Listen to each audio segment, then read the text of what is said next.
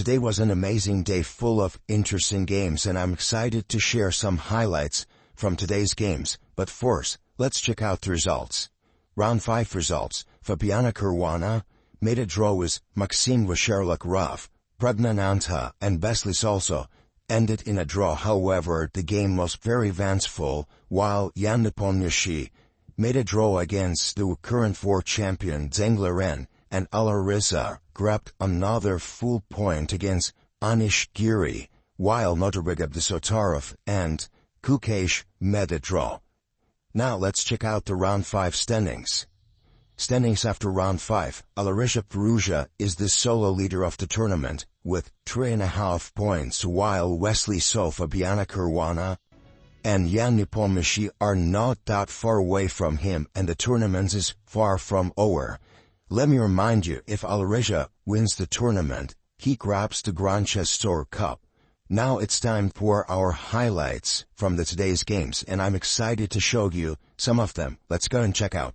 The first highlight of the day is the game between Alireza FIroujza and Giri.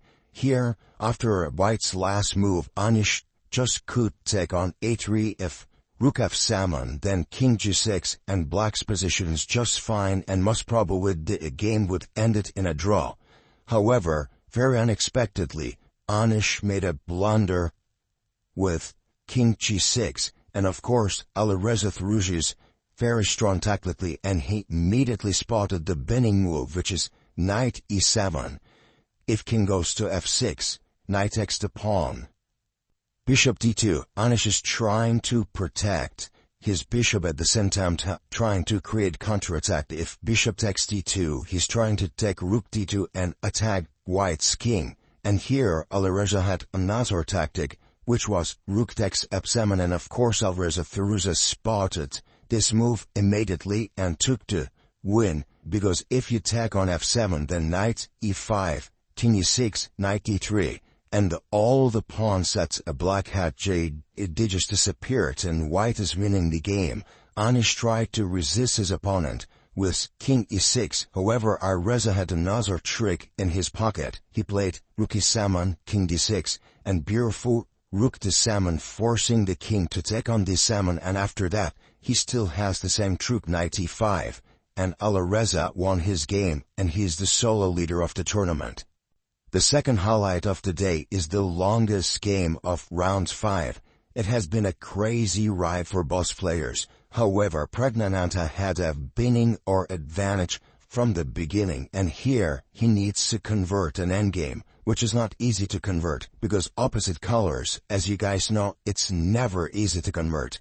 It seems like pawns are moving easily, but that's not the case. Here Pragnanantha played king f3, decided to improve his king before pushing the pawns, and Vachier-Lagrave had a very good trick. He played bishop d4, trying to get his king on e4 away from the important pawns, and Pragnanantha played the move that Vachier-Lagrave was desperately looking forward to, and after bishop b6, suddenly the position is not winning anymore because the pawns are not protected by the king.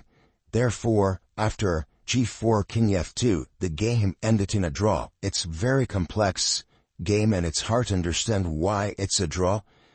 But suddenly after f5 rook a4, one of the pawns are falling.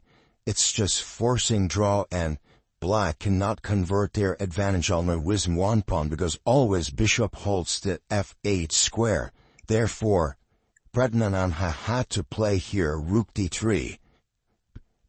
If Black exchanged the rooks, then it's immediately winning. As you know, if king on g7 and bishop on e7, this is the only position where Black can fight against g and f pawns to make a draw.